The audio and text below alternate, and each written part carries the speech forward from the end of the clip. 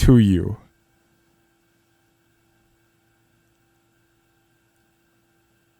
Hey everybody, I'm Sagari. Today we're going to be talking about the 4 picks that I think every player should have when they start the game as of February 12th, 2018. These picks have been tried and true and tested, and we've got a lot of time into these heroes. I think that the heroes that we're going to be showing you today are going to maximize your adventure experience, help you get through TOC, Tower of Challenge, TOO, Tower of Ordeals, and other events such as Vault, Stockade, you name it. Also good for some guild raids. So let's get started. I just want to let you guys know that these are my opinions and that your opinions may vary. So let's take that and start off with the tank. You should start off with Klaus. He is the starter tank that you get for completing Chapter 1.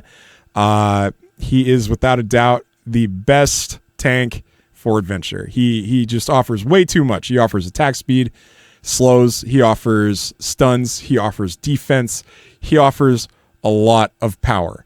Now, you're going to be using him with a magic team, so that means that you're not going to benefit from any of his physical amps. That being said, you're going to want to look for the following stats on his gear as you gear up. You're going to look for max HP. You're going to look for P block. You're going to look for MDef, physical defense, and also you're going to want some attack speed. If you can get attack speed, here are 4 very core stat lines for Klaus. Attack speed, P defense, max HP, CC resist, MDef, PDef, P block. Any of those stats are good on him. Attack speed is best. If you can get more lines of attack speed, that's fantastic because those will let him continue gaining mana to do more stuns, to keep his mana up. Even though he is a great tank, sometimes he'll have like 1 or 2 seconds of downtime. When you get him to T3, he can start stun locking. So let's take a look at his Transcendence perks. As a tank, you want him to be tanky. Take the defense perk in T1, definitely. There's no reason to take the crit resist perk right now. We can look at that later. Experienced Fighter. This is a fantastic tank perk for almost every tank, especially in adventure mode where more damage is the way to go. You're definitely going to want to look at that. Now, if you're using a physical team, increased P damage is fantastic. However, with the suggestions that we're about to be making, Cut Ground is not a bad skill to take for Klaus. It gives him a 100% chance to draw in targets. That means that you're going to be grouping up targets, and that's definitely helpful. Another perk that you can take if you are taking a lot of damage is receives 25% reduced P damage for the duration. That means that if Klaus is dying, try this perk out. It will help him survive against physical situations, okay? And that's the perks in T3. Other than that, Klaus is just a fantastic tank. Get him up to T3. You can leave him there. If you want to team up higher, go for it. T2 required. T3 is definitely nice, but I wouldn't rush it. Okay, the next hero that you should have is Metia. Metia is without a doubt probably the best healer in the game, period. Hands down, I'm going to say it. She's amazing. You can use her in physical comps. You can use her in magic comps. She does physical damage, but the rate at which she buffs attack is so insane, you would miss her if you didn't have her on your team. She gives out a staggering amount of 20% plus at level 80, 33,000, and then that whole entire boost, this part, gets increased by 50%, so that's over 50,000 attack plus whatever her base attack is. That's crazy. You're giving them like a weapon, basically, just with that ability. This ability lasts for 15 seconds, and it has a 23-second cooldown. It's God. Like, that skill is so good. Metia's special potion increases all allies' attack and P crit resistance, so you're getting all allies an attack boost, and the attack boost goes up by 25%, bringing you to about 60,000 attack. It's really fantastic. She gives so many buffs. She also gives you some damage immunity. She gives you a big heal to the entire team and increases and gives them an immunity for one attack. This is mostly seen in certain situations like World Boss and other in-game things like Arena, but it can be used with strategic placement in Adventure. Big attack coming, hit healing salve. Boom, your whole entire team just survived the hit. Her Transcendence perks are a little crazy, but there's definitely some recommendations which we can give you, which will give you the most bang for your buck. as a healer in Adventure, you're going to want to have her to T3. That's going to make her good. If you bring her to T5, that's going to make her awesome because her T5 perk, Dark, when she takes damage, all allies gain 2% attack, and this can stack 20 times. That's 40% attack to your whole entire team. That's awesome, and it lasts the whole fight. So you're going to want to take that perk if you get her to T5. But if you have her at T3 and you stop at T3, Special Water Cannon Light is a great perk to have. Damage that she deals, she already deals a lot of damage, spoiler alert, and heal rate are increased by 40%. If you're getting melted in fights, I'm definitely looking at Chapter 6. Some of you guys that are struggling in Chapter 6, this is going to be a boon to your team. Her heal rate's going to go out the door. I mean, she's going to just be healing your whole team for max HP every tick, and her damage is going to go up. And her damage in especially Chapter 6 isn't that great because she is a physical dealer, but you will notice her damage jump when you take this perk. Goddess Blessing, all allies crit chance increases by 15%. 150 is 15%. 100 is 10%. So 150, 15%. You don't have to worry about the overlap because you don't have another healer running with you. Run attack because Metia does a lot of damage. Alternatives, because T3 now offers you some alternatives. You have a couple of alternatives.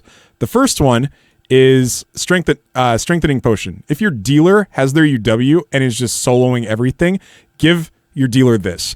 Attack boost is increased by 40%. This means that your dealer is able to solo really fast the entire enemy team. You're getting through content really quick. Just give him this one and ignore everything else. The alternative is the alternative is this one, which is her Special Water Cannon, which we already touched on. So these two perks right here, really strong, I guess, as a last hit. If your whole team is kind of even, Healing Salve Light boosts healed ally attack by 10% for 10 seconds. That's up 70 or 66% of the time. It's got a 15-second cooldown, so that means that your attack is going to go up on your whole team by a net gain of 40% per your whole team. Not 40% per hero, though, which is what this gives to your biggest attack dealer. All right. The next teammate that you should pick that we have decided on is being really good for leveling is Metia. Metia is a hero that is just fantastic at stun locking. Now, stun locking is super important in Adventure because if you can stun them, that means you're receiving less damage, you have less time that you need to be healing, and you have less time that you need to be tanking. It works really well while you're leveling. If you're starting to get into nasty content that's knocking you down, Metia will save you. All of her abilities have some CC element integrated into them. Ravenstorm, it's a knockback. Claw of Restriction, it's a snare or a shackle, whatever they like to call it. Area of Darkness, it's a stun. Everything that Metia does is CC. And then she's even got cuts. She reduces the enemy attack by a bunch, and then the attack reduction rate is increased here. What that basically means is that Metia is a force multiplier. She keeps the team stunned, and she also reduces the attack of the enemies. If you're taking a beating, bring along Metia for that attack reduction. Her Transcendence perks, Metia doesn't need a whole lot of attention. She can do more with higher Transcendence perks, definitely. Most of it comes down to longer duration stuns or CC or more damage. If you notice that Metia needs to do more damage, you can definitely tier her up. She's got a couple of perks here. Like, for example, Ravenstorm, damage is increased by 40 or has a 20% chance of inflicting a 3-second shackle in addition to the knockback. That's really nice, right? Claw of Restriction, mana cost is increased by 1, but the skill targets 3 enemies. Okay, that's again more. Or the shackle duration is increased. Metia is all about CC. T2 is probably suggested on Metia if you can get her there. Morale Rise or Circuit Burst would both be good. I don't suggest taking Circuit Burst if you are taking a lot of damage. If you're taking a lot of damage and you are not getting through, use Blessing of Mana. And if you just want to do more damage, Morale Rise is a good option there. And then finally, here's the dealer. So we've talked about the tank, the healer, and your dedicated CC'er. Now we need to talk about the dealer. We did some experimenting. There are 3 contenders for this spot, and with the anniversary package out right now where you can get a T1 hero or you can pick a hero of 3-star all the way up to the Scarlet line, Scarlet, Sonya, Mirian. We've decided to say this. Mirian is the first contender. Mirian's magic damage is crazy. She does good AoE. She has great assassinations, and she's pretty good looking. I mean, let's face it. T3 strongly recommended on Mirian. She's a dealer, so most of your transcendence should go into Miri. If you have stones, dump them into Mirian. For Mirian, you're going to want attack up. You're going to want attack and defense pen. For her perks, this really comes down to personal preference, but if you're doing stages where there's like one enemy left, you can do this. However, I definitely recommend Restrain and Protect Light. Damage and shield are increased by 40%. This gives you survivability and more damage. This is definitely the perk that I would suggest if you are just starting out on T3 Mirian. The second one would be Assassination. Dispels target positive effect and inflicts stun for 1 second.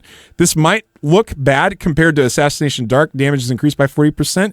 You would be surprised how many times a 1 second stun can give you that breathing room. 40% damage on Assassination when you're likely to kill the target already.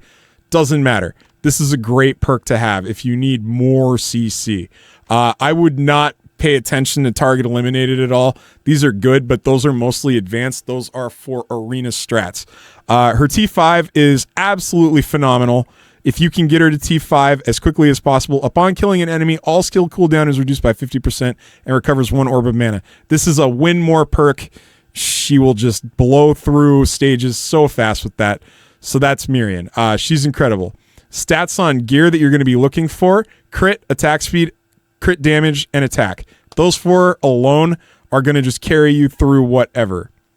And I know I didn't touch on the stats for the healer and the CC'er. Same stats on there: crit, crit damage, attack, and attack speed. Those are the 4 that you're looking for. Those are kind of the golden 4 that you want on most non-tanks for most situations.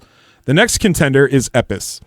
Epis is somebody that I've been suggesting for a really long time anyway, and Epis and Maria are kind of the holy combo of magic dealing and CC lockdown. Epis is great. She does a ton of damage. T1, obviously attack up. T2, you don't need target weakness on Epis because she has a defense ignore. That being said, it's still good. The alternative would be Opportune Strike, where you get a crit chance boost. And then her crit damage is increased by 30%. Again, it's a win more perk. She doesn't need penetration because she has crit through, or she has defense cut through. So this is a great perk for her. In terms of her transcendence, again, it's all about more damage. Ignores enemy block, gets through every time. If there's one enemy, damage increased. We did this on Mirian too. If you've got one enemy, you're doing a boss stage or TOC. There you go. That's your answer. For Nightmare, Nightmare is her flash perk. Mana consumption increased by 1, but then when you use it, Absorbing Blow is activated. Really good. Huge damage. Again, I mean, we're talking about you can just do more damage all the time. Devil's Prom, don't really recommend looking at that. And then Harvest, each stack increases mana recovery per second by 50. Definitely a perk that you could take as soon as possible because Epis is mana hungry.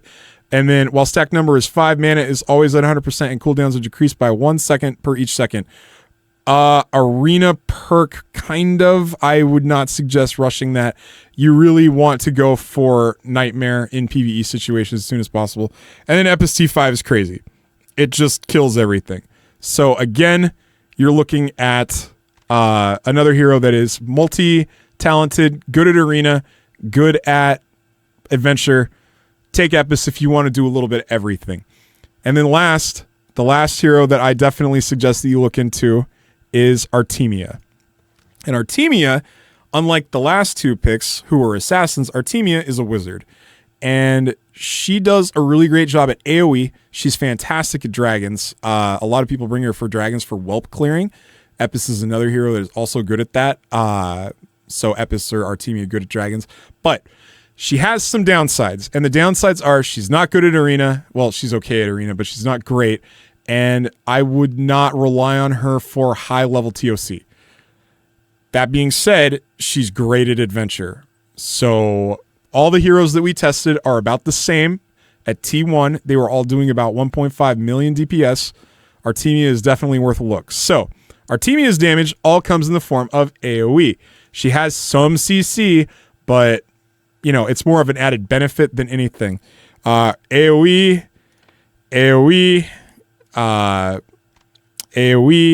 She's just AoE. She's just AoE City. And then Blessing of Light is just proc damage. She just does a lot of damage. So for Artemia, you're going to want to go attack.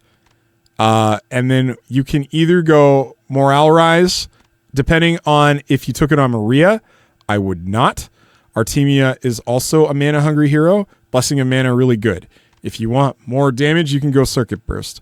As for her Transcendence perks, personally, I have not spent a lot of time investing into Artemia. As you can see, she's only level 72 T1. More damage is always kind of the message of the day. You can stun her. You can add a stun to Pillar. That's pretty awesome. Pillar fires multiple times, so you got a good chance to stun the enemy. Mana cost reduced, not really important in PvE. Blessing of Light reaches 10 stacks. Cooldown is reduced by 50. I would look at that later after you get her past T3. Light's Judgment cooldown, not super important in PvE. Mana costs increased by 1, but damage boosted by 100. Great if you're using Blessing of Mana. Otherwise, look past it.